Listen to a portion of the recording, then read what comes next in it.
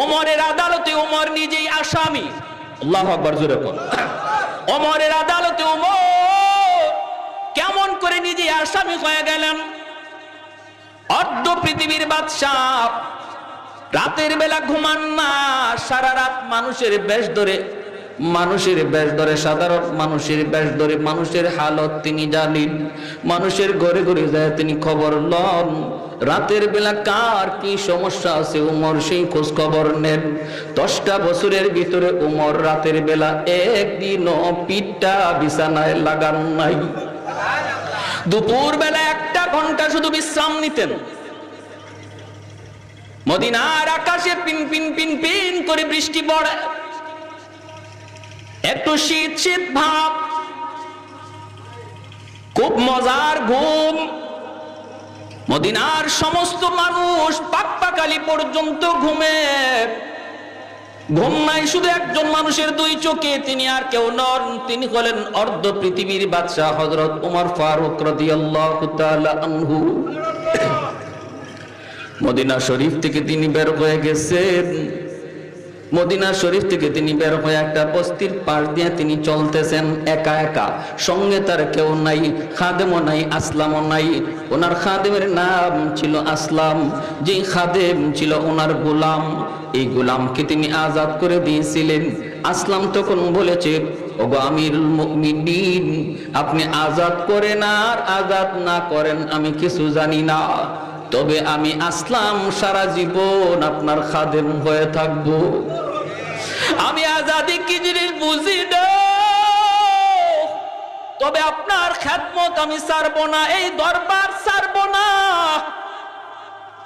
ওমর রাতের অন্ধকারে বের হয়েছেন, একটা এলাকার ভিতরে ঢুকলেন, দেখেন রাস্তার পাশে একটা কুঁড়ে ঘর। এই ঘরের ভিতরে মিটমিট করে একটা আলো জ্বলতেছে। ওমর আলোটা দেখে মনে মনে ভাবতেছেন, ঘটনা কি? এত রাতে এই ঘরে আলো জ্বলে কেন? মনে হয় খারাপ লোকের আড্ডা বসেছে। যে একটু দেখি, ওমর সামনের দিকে আগাইতে লাগলেন। কাছাকাছি আইসা তিনি শুনলেন, না, মন্দ লোকের কোন আড্ডা নয়, ঘরের ভিতরে কিছু অবুঝ বাচ্চার কান্নার আওয়াজ শোনা যায়। হযরত ওমর কান্নার আওয়াজ শুনতে পেয়ে দরজার পাশে দাঁড়ায় ডাক দিয়ে বলতেছেন, ঘরে কে? একজন বিধবা মহিলা ডাক দিয়া কয়, কে আপনি, কি জানতে চান? ওমর তখন বলেন, ঘরে আলো জ্বলে কেন? এই শিশু বাচ্চারা কান্না করে কেন? এত রাতে ঘরে আলো জ্বলে, বাচ্চাগুলি কান্দে, কারণ কি একটু জানতে চাই। মহিলা তখন ডাক দিয়া বলতেছে, কে গো, তুমি জানি না? আমি একজন মুসাফির। মহিলায় কই, মুসাফির? তুমি তোমার রাস্তার পথ ধরে চলে যাও, আমাকে তুমি প্রশ্ন করে আমার মনের ব্যথা বাড়ায়ও না, আমাকে তুমি আর কাঁদায়ও না, প্রশ্ন করে আমার যন্ত্রণা বাড়ায়ও না, তুমি তোমার প্রতি চলে যাও। হযরত ওমর তখন বলতেছেন, না না গো মা, একটু জানতে চাই, আমি একজন মুসাফির, কোনো ভয় নাই, ক্ষতি হবে না, আমি একটু চেষ্টা করব তোমার উপকার করা যায় কিনা। কারণ কি, কেন বাচ্চাগুলি কান্দে আর কেন ঘরের মধ্যে আলো জ্বলে? মহিলা তখন বলতেছে, মুসাফির, এই ঘরটা হলো একজন 3টা এতিম বাচ্চা আমার কাছে আমানত।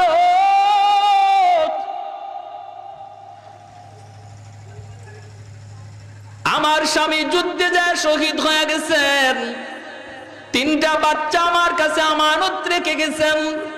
আমি একজন মহিলা মানুষ, আমি কেমন করে কোথায় গিয়া কাজ করব, কোথায় গিয়া কাজ করে আমি তাদের জন্য খানা সংগ্রহ করব?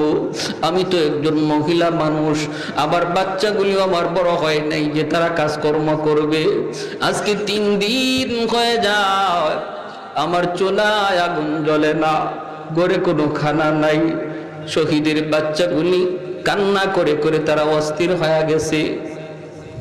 সন্ধ্যার সময় আমার একটা দুধের বাচ্চা বেহুশ হয়ে গেছে ক্ষুধার যন্ত্রণায়।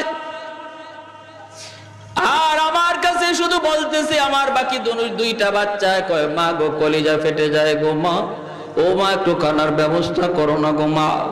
আমি তখন তাদেরকে বুঝ দেওয়ার জন্য চুলায় একটা খালি পাতিলের মধ্যে পানি গরম কইরা বুঝ দিতেছি বাবা একটু ঘুমাও, এই যে মা তোমাদের জন্য পাক করতেছি রে বাবা, পাক হয়ে গেলে পরে তোমাদের খানার ব্যবস্থা হয়ে যাবে। ও মুসাফির, তুমি যে আগুন দেখেছো, চুলার মধ্যে আগুন জ্বলে, এটা একটা ধোঁকা। আমি শহীদের 3টা বাচ্চার সাথে ধোঁকা দিতেছি, কারণ আমার এছাড়া আর কোনো উপায় ছিল না। কিছুক্ষণ ঘুমানোর পর ক্ষুধার যন্ত্রণায় 3টা বাচ্চা উঠে গেছে।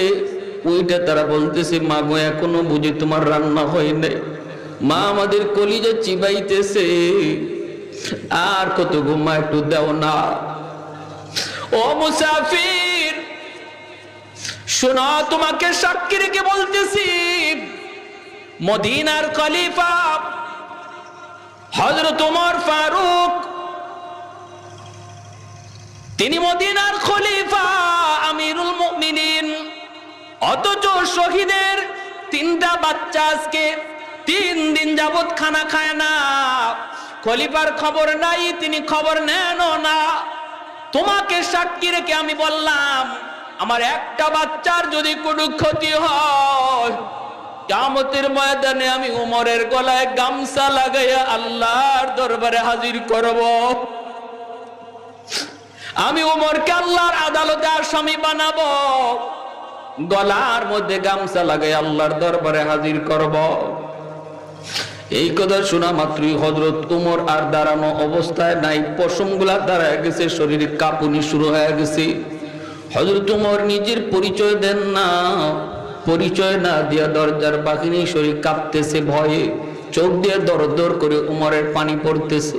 উমর কান্দেন আর বলেন মা গো, ও মা তুমিও তো একটু খবর দিতে পারতা, কারণ তিনি তো খলিফাতুল মুসলিমিন, কত ব্যস্ততা থাকে গো মা, একটু খবর তুমিও তো তারে দিতে পারো, দিলে তো উনি হয়তো ব্যবস্থা করত। মহিলায় তখন কয় মুসাফির, জানি না তুমি কোরআন হাদিসের কদ্দুর জ্ঞান রাখো, তুমি কি আমার নবীর হাদিস জানো না? আমার নবী বলেছেন খলিফার দায়িত্ব হলো তার প্রজার খবর নেয়া, বাদশার দায়িত্ব হলো তার জনগণের খবর নেয়া। আমার নবী এই কথা বলেন নাই জনগণ বাদশারে খবর দেওয়া, এই কথা আমার নবী বলেন নাই। তুমি কি হাদিস জানো না?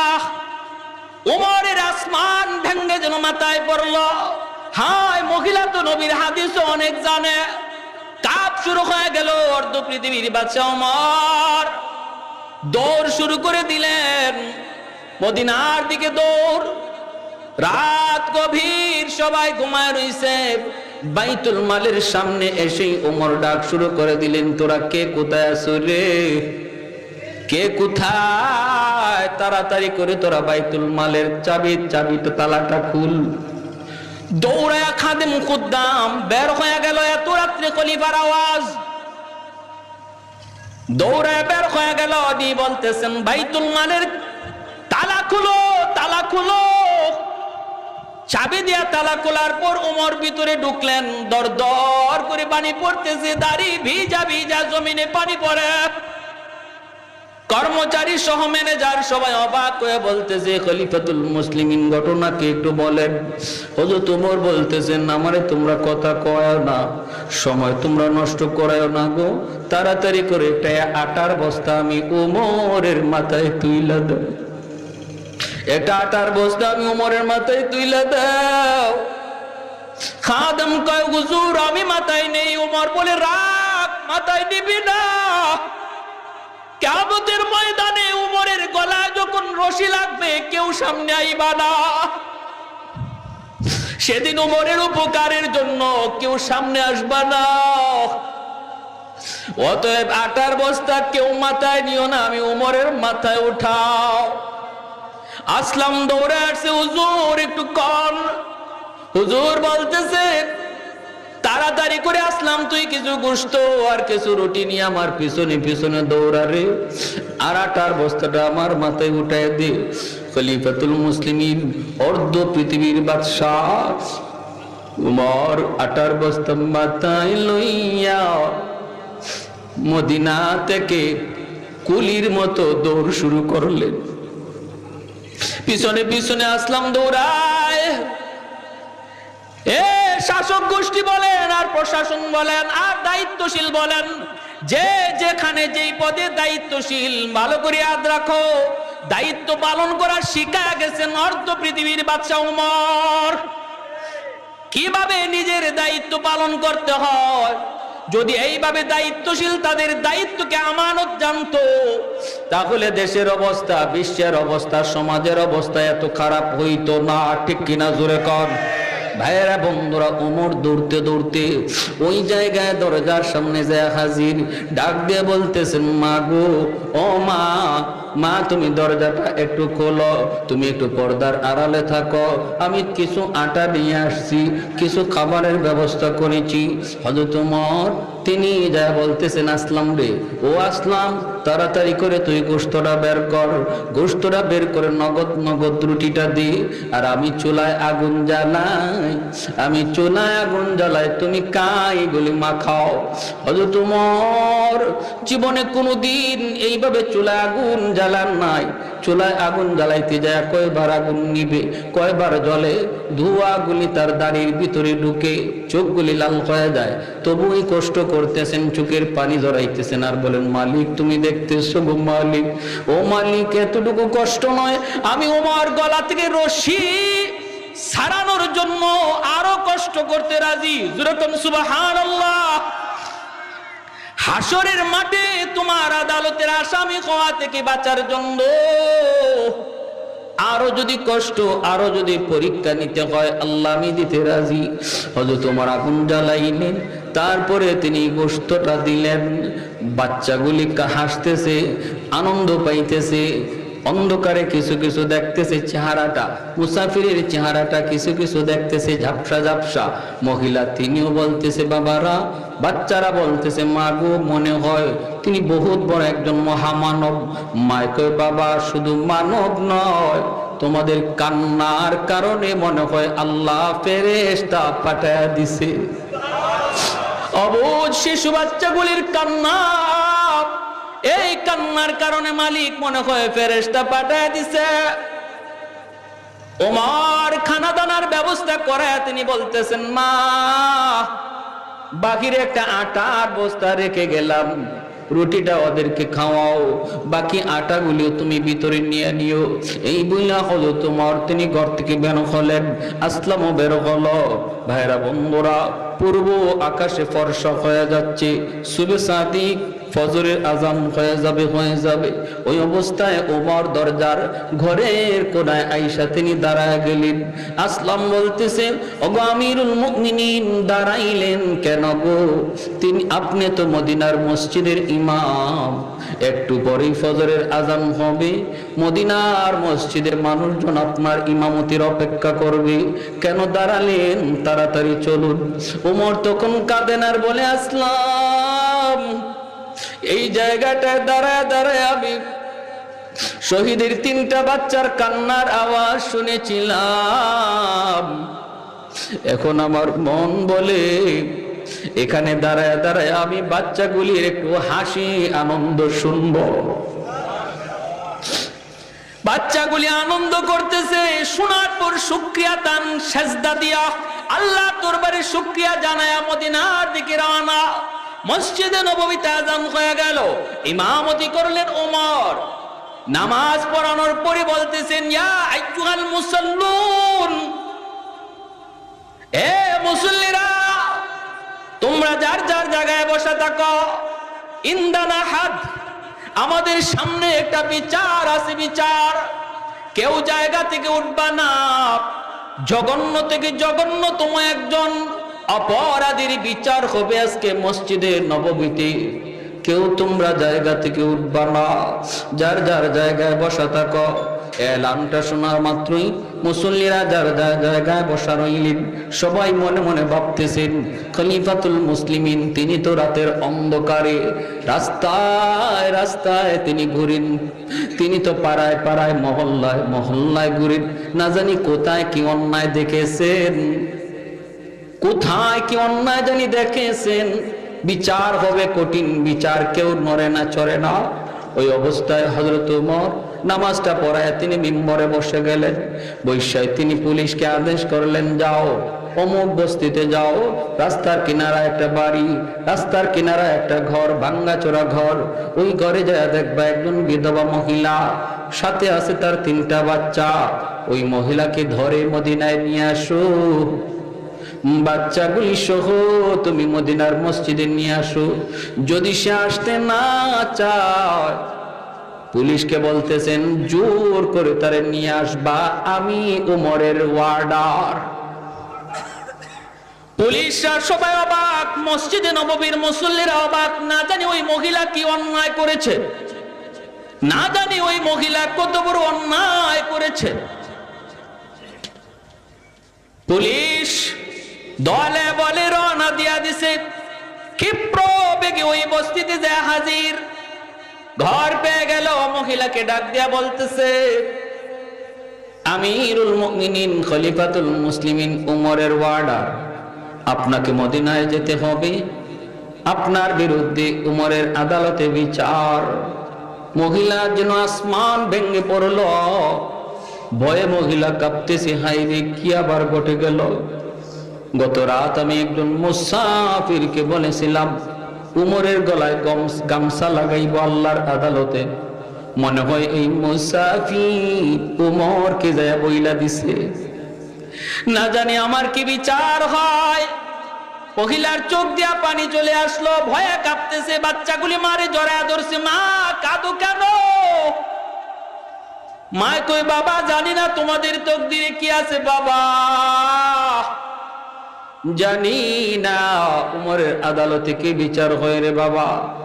যদি আমরা না যাই আমাদেরকে নাকি জোর করে নিয়ে যাবে, তাহলে মামলা বড় জটিল। চলো বাদাম চলো, কয়া দুধের বাচ্চাটারে মা কুলে নিয়া, আর বাকি 2টা বাচ্চারে 2 হাতের মধ্যে 2টা মা রওনা দিছে। আর আল্লাহর কাছে চোখের পানি ধরায় কান্দে, মালিক মালিক তোমার কাছে মাপ চাই, জানি না কোন অন্যায় হয়ে গেছে, আজকে ওমরের ক্রোধ থেকে আমারে বাঁচাইও। যায় আর চোখের পানি ধরে কান্দে, ও মালিক ওমরের আদালতে আজকে বাঁচাইও, ইজ্জত লয়ে যেন ফিরে আসতে পারি মালিক, তুমি সব পারো সব পারো। মহিলা যাইতেছে মসজিদে নববীতে, সবাই যার যার জায়গায় বসা। হযরত ওমর মিম্বরের মধ্যে বসা। মহিলাকে আসামি বানায় যখন মসজিদে নববীর দরজার সামনে হাজির করা হয়, মহিলা ভিতরে ঢুকবে, হযরত ওমর বলতেছে মাঝখান দিয়ে রাস্তা করে দাও। সাথে সাথে মাঝখানের মুসল্লিরা সরে গেলেন। মহিলার হাত পা গুলা কাঁপতেছে। হঠাৎ করে মহিলা নজর কইরা দেখে মিম্বরের মধ্যে যেই মানুষটা বসা দেখা যায়, ইনি তো উমর হবেন। চেহারাটা গত রাত্রের মুসাফিরের মতো।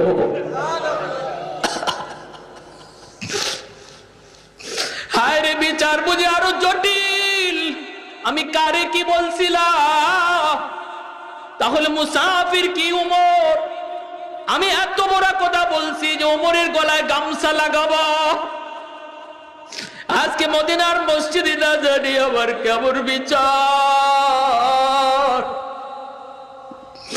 মালিক তুমি আমারে বাঁচাও, কুদরতি হাতে আমার ইজ্জত বাঁচাও।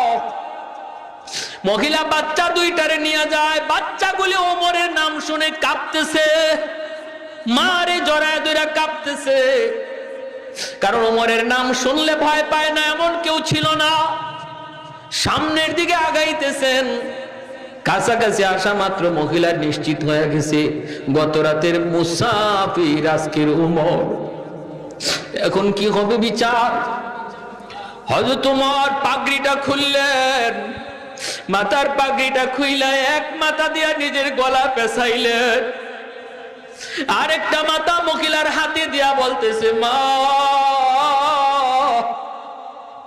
মদিনার অলিতে গলিতে ওমরকে তুমি ঘুরাও, মদিনার রাস্তায় তুমি ওমরকে নিয়ে টানো টানো, তবু আল্লাহর আদালতে ওমরের গলায় গামছা লাগাইও না, আল্লাহর আদালতে ওমরের গলায় গামছা লাগাইও না। তুমি আমাকে মদিনার অলিগুলি গামছা লাগায়া লাগায়া একটা হাইওয়ানের মতো ঘোরাও, আমি উমরের কোনো বাধা নাই, আমি বহুত বড় অন্যায় করে ফেলেছি গো মা, শহীদের একটা পরিবারের খবর নিতে পারি নাই, আমি এই পদের উপযুক্ত না, এই পদের উপযুক্ত না। মহিলার সাথে সাথে বলতেছে, আমিরুল মুমিনিন আমি আপনাকে চিনি না, আমি আপনাকে চিনি নাই, আপনি আমাকে মাফ করে দিবেন। আজ বুঝলাম কেন মায়ার নবী বলেছেন আমার উমর আমার গোটা উম্মতের জন্য রহমত। আজ আমি বুঝেছি আমার নবীর ওই কথা, আমার উমর উম্মতের জন্য রহমত রহমত। আপনি আমাকে মাফ করে দিয়েন, আপনার উপরে আমার কোনো অভিযোগ নাই, কোনো অভিযোগ নাই। এই কথা বলতে উমর চোখের পানি মুছে আর মিম্বরে দ্বারা বলতেছে, মুসল্লিয়ানে কেরাম শোনো রে, রাজত্ব পরিচালনা করার মতো যোগ্যতা উমরের নাই, আমি এই রাজত্ব আর চালাইতে চাই না, আর গলায় গামছা লাগাইতে চাই না, চাই না। তোমরা যারে খুশি বাদশা বানাও, যারে খুশি খলিফা বানাও, আমি উমর এই মুহূর্তে খলিফাতুল মুসলিমিন থেকে ইস্তেফা দিলাম। সাথে সাথে একজন দাঁড়ায় গেল, দাঁড়ায় বলতেছে, আমিরুল মুমিনিন ইস্তেফা দেওয়ার প্রয়োজন নাই, আপনি আপনার দায়িত্বে থাকেন, যতদিন পর্যন্ত আপনি কোরআন হাদিস মোতাবেক আমার নবীর আদর্শ মোতাবেক দেশ পরিচালনা করবেন, আপনার পাশে আমি থাকব, আপনার পাশে আমরা থাকব। আর যেদিন থেকে আপনি এক চুল পরিমাণ আমার নবীর আদর্শ থেকে সরে যাবেন, ওই দিন আমি এই তলোয়ার দিয়া আপনাকে সোজা কইরা দিব।